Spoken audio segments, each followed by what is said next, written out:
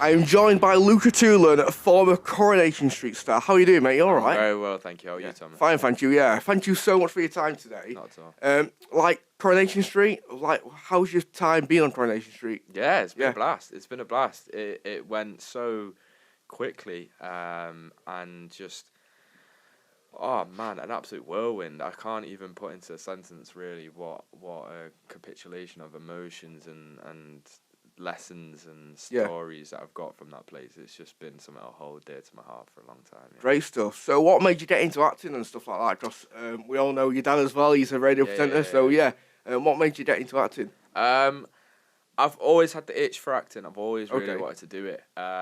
It was never something. I went to an all boys grammar school, so it was. All right, yeah. You know, obviously they had drama, and it wasn't as encouraged. But it's something I took to later on in life. Yeah. I was in my A-level years. Okay.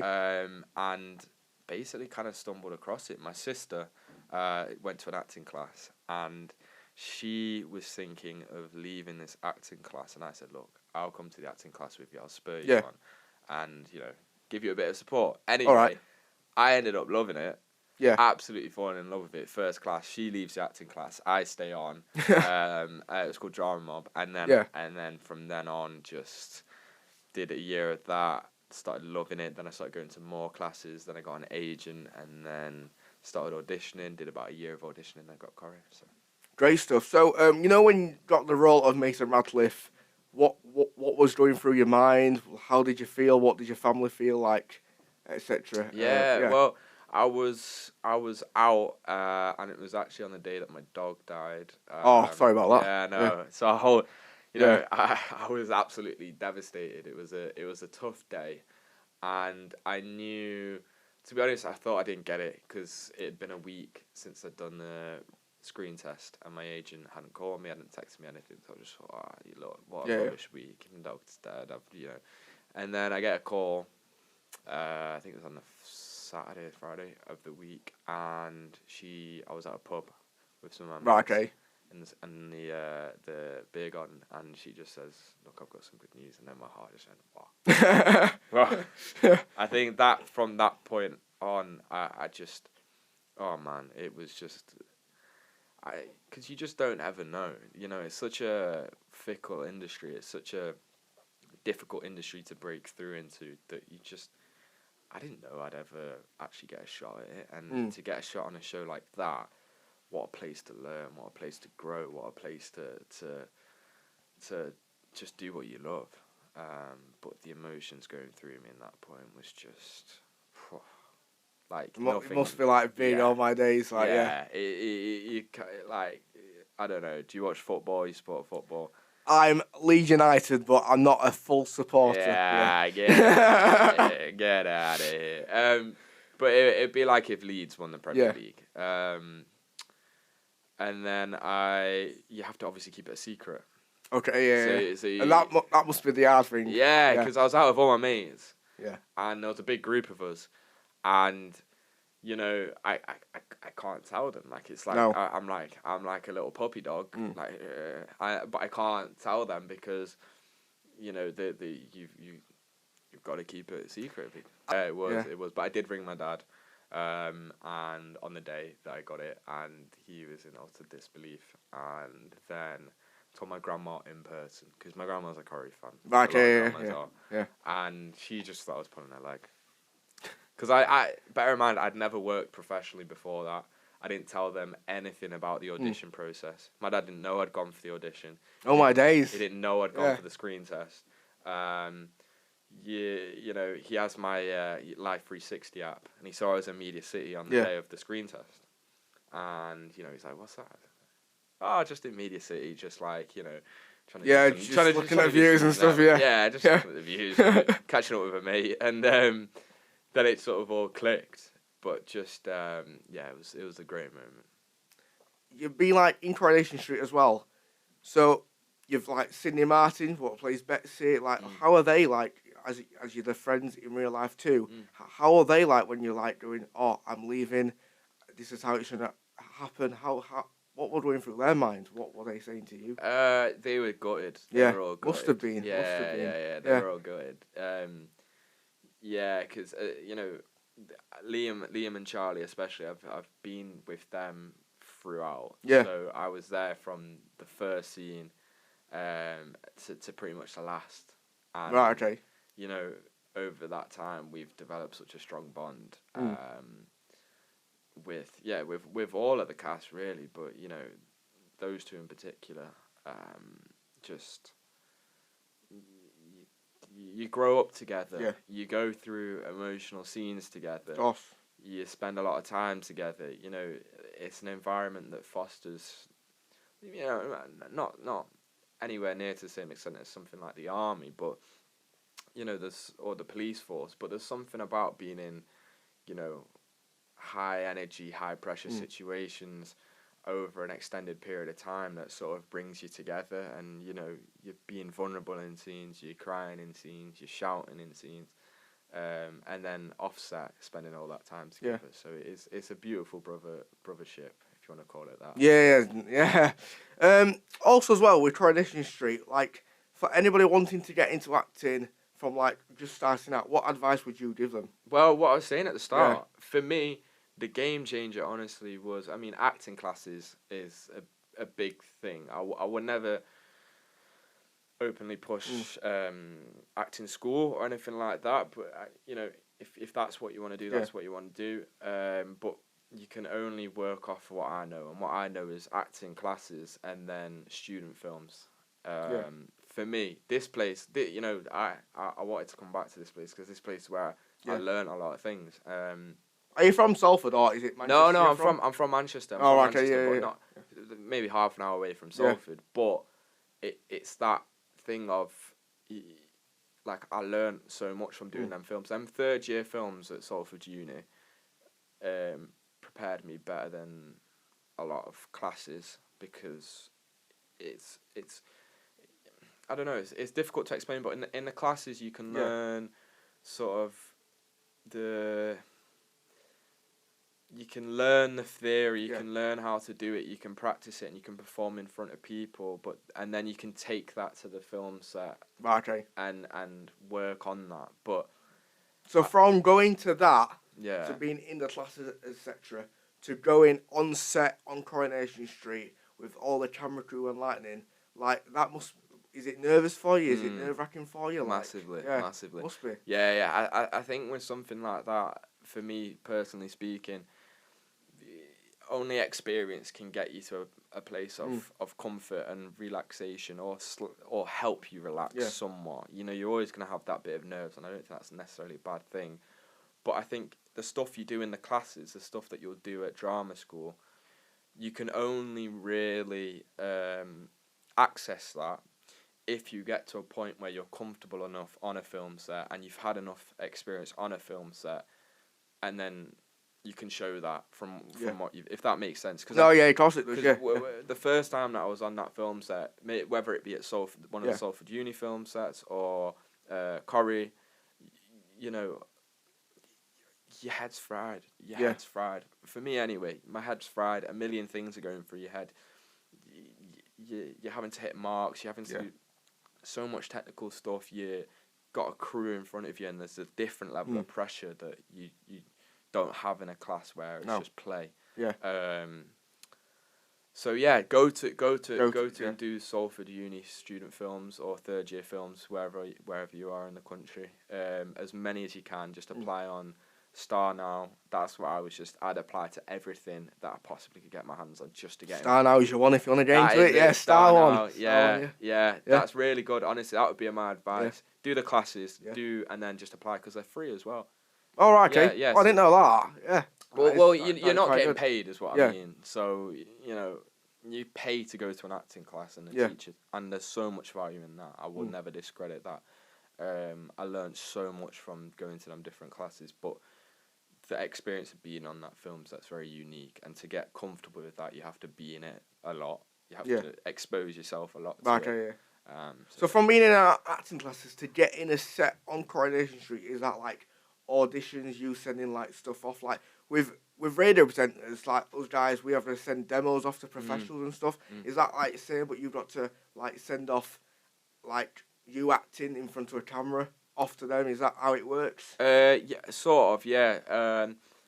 There's a platform called Spotlight, and then you can have your showreel on there, and casting directors might look at that showreel, or they might just look at your headshots. Yeah. Then your agent, so essentially the brief will come out, your agent will submit you forward for that brief. Okay. And then the casting directors will either want to see you for the tape, so if your picture matches, or they see your showreel and they like it, and then once you get past that stage, the casting director will invite you to do a self-tape. So it's like one of these, not one of these cameras, just set up on a tripod on your phone. Oh, okay. And then you do a few rounds, and then you get to a screen test, and that's sort of usually the last stages or stage. It's different for film or whatever, but for Corrie that was the case. Was the set. So so it's lovely stuff. Yeah, screen test. That's interesting. That. Yeah. So how far in advance? You may not be able to say this, but I'll ask you anyway. How far in advance do you get like the scripts and stuff? Like like 3, 4, 5 weeks in advance. Yeah, it's about 3 weeks. 3 weeks in advance. Yeah, about 3-4 weeks. And how long does it take you to read it, to practice it, to get it in your head, or will it have to come on scene set with you as well? So like before that set, you've got to read it in your head to get it in your mind. Yeah. It's always something you get asked about. I can't do that. There's a lot of, I think at Corrie there's a lot of actors that've been there so long they can just get on set and just go and just that's it. They have the script. I will struggle. Me, I'm not. I'll be honest with you. I will struggle. That. But I have to learn it beforehand and sort of know where I'm at and do a bit of work on it and try and pick out little moments, and there's a whole thing that I haven't cracked yet or even near cracked. I'm always tinkering with trying different techniques, trying different script analysis. Do I leave the script, just learn the lines plain, or do I learn the other person's lines as well, or what makes me more reactive or impulsive? Do I analyze it? So there's all different things that you can do and different approaches to it that I don't know. I've not really got a set technique. I'm still toying with what kind of works. But I don't know. Do you normally do it in one take, or do you have to have a few more takes and stuff? Usually it'll be more than one take. So, say for example here that there's 2 cameras. That would be for the wide shot, the master shot. Okay, You do a rehearsal first. Yeah. And then you do line runs first, then block it out, then rehearsal. So that's the line run and the blocking. The blocking is the movement where you're going in the scene. Okay, yeah. And then you'd shoot, and then so maybe you get 2-3 times of rehearsing, and then you shoot, and then maybe 2 or 3 takes, and then move to a different camera angle. Yeah. Maybe do another rehearsal with that camera angle. Is it different shifts than when you're on set? Do you ever work overnights or normally, or is it all in one day, or is it a few hours? Usually it's quite set hours. Usually it's quite. It can vary for night shoots, but they're not as common. I've done a few of them, but that's only when you're shooting at night, really. Yeah. But usually, when I was shooting the knife stuff, I'd be getting in 7:40. Some days it was earlier for makeup, so I'd be in at 7 o'clock some days.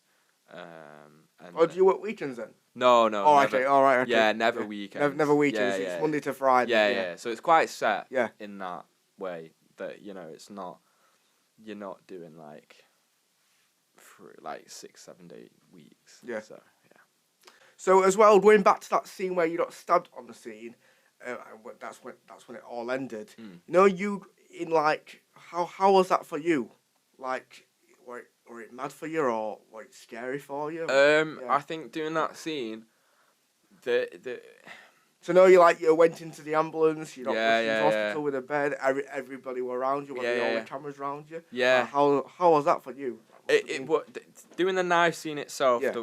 where I'm here and Yeah. I've got my hand here, that was I don't know. Would I say scary? I don't know. I think there's just with knowing what was at stake and knowing what I had to do for them scenes, I was so focused that everything else outside me was just sort of noise, and I was it's just I don't know. I guess like a meditative state. I was just like, Yeah. I couldn't. That was it. That was it. Yeah. I was in was it. yeah. I was believing what was happening. You know, and to be honest, the makeup team, everyone around you, you've got so much help, because I was working alongside Sally, who, you know, Sally Carmen, Yeah. who's just mint actor, Yeah. and then obviously Mikey as well, and all of them, like, but seeing Sally there screaming next to me, I've got blood on me. There's certain parts of your psyche that tell you that this is real. Like, if you can tune into that and use that, there's a lot of stimulus to really help you get into it. And there's blood, you know, you can actually start to think. Yeah. And you can start to trick your brain Course, into actually believing it. So for that, it was just focused. Focus, yeah. It wasn't as scary. The thing that was a little bit eerie was when I was doing the hospital scene, and I'm lying in the bed and I'm looking up, and, you know, you can't see any cameras because you're just looking up like this. Yeah. You just see nurses in Must be. It would have been scary for me, so I don't know how you. Yeah, how you felt. Yeah. It was. Yeah. It was a bit scary. It was a bit eerie because you know, you're getting rushed around. Everyone, you know, you can hear this medical jargon, and you've got blood on you, and you're keeping dead still, and you know, that's what it would be like if you actually were to get stabbed. You know, I couldn't see the cameras, couldn't see the crew, so again, part of your psyche is picking up on that, and it's real. Yeah. So we filmed them scenes first before, maybe a week or two before the actual stabbing scene, and I think that was actually quite beneficial. Just it was like backwards, wasn't it? So the whole ep, and shout out to Jordan Hogg, the director, who was mint at this, keeping us up to date with where we were in the scene, where we were in the episode. Sorry, because the whole ep, you know, you're shooting the end first, then you're shooting the middle at the start, and then it's none of it was chronological. Maybe bits were, but like as a whole, it's how TV and film works. So you gotta really know where you are in the episode, and the director really helped with that as well. Oh, great stuff! Yeah. So going back to obviously you are the bully in the scenes, and like people didn't like you on the cobbles and stuff like that. So like how many times did it like take you to get into the acting? It's like obviously you love the guy in person, but in Coronation Street you wasn't. So what do you have to do to get into that? I think again it's focus. I think you do all your prep and your homework at home. I think try and fill in the blanks as much as possible to get to a place where the actions that you're committing, the words you're speaking are justified and that they're real, and there's a backstory to that. I'm getting angry at this character for a reason, because of what happened in my childhood, because of my upbringing, because of what this. So that it's not just you getting on set and you're trying to get angry. There's a bit of backbone to it. There's a bit of juice that you can just live in and just sort of, don't know, just give you a little bit of oomph. All right, yeah. So I get you. So, you know, when your brothers came on. Yeah. When did you know about that, or did you know like far in advance? Like. Maybe I knew that a few months before. So you got teased into it on socials, and like with a car driving in, I thought, his brothers are coming on. So we all knew. But I tell you now, my mum will be watching this when it is out too. My mum never follows Coronation Street on Instagram. I don't know why, and she went, Mason's running off very soon, you know. And how do you know it? Just look at Instagram. I keep on telling you, Instagram and Twitter. So it was like teased. So when it was teased, like what was going through your mind, like. What about the brothers? Yeah, about the brothers getting. Yeah, I was buzzing for it. Yeah. I was buzzing for it. It made me smile when you mentioned the car scene, because Harry, who plays one of my brothers, doesn't have a driving license. Okay, right. Okay. So filming that scene was hilarious. So he's in this bright yellow Subaru, whatever it was, and he's got, what you don't see on camera is he's got a crew of people behind the car pushing it. Yeah, I would imagine so. Like pushing the car. Yeah. There's people right. actually pushing the car. Oh my! I did not know that. I thought you were just saying it's in a trailer or something. No. No, he's pushing the car. They're pushing the car. So as he's like driving by me slowly, he's trying to look all menacing. He's just got these people behind him. I couldn't keep a straight face on that. No one else that could keep a straight face. I would have creased up to it. Yeah. It was just like the most ridiculous juxtaposition. He's trying to look all scary and hard, and he can't even drive the flipping car. Like, as well with Coronation Street, as you are in the public eye now, do you get noticed like a few times a day or? I say maybe like once or twice a day. Yeah. It's nothing crazy. No. Nothing like, that's overwhelming necessarily. It's all positive stuff as well. Corrie fans they're a committed fan base. It's usually something that's been with them for a long time. The younger audience is something that surprised me as well. A lot of younger people coming up and saying hello. So yeah, it's always dead pleasant. I bet it's nice as well when you come out the gates and all the fans are there. Like, does that make you have a nice feeling too? Yeah. They're the ones that pay our bills. They're the ones that keep the show going. Yeah.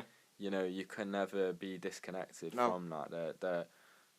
You're all the ways. But when I went down to like meet you to say, fancy an interview about your scenes and stuff, you're always the person to stop. So that was nice. That was nice for me and nice for the others as well. And we do appreciate that. Yeah, no, listen, man. No. I love what you're doing. Yeah. And I think it's great. Like whatever stage you're at.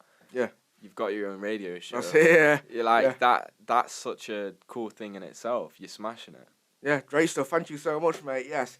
So that was Luca Toolan, a former Coronation Street star. Thank you so much for coming on the show, Luca. I much appreciate your time. Yeah, thank you for having me on. Thank you. No worries.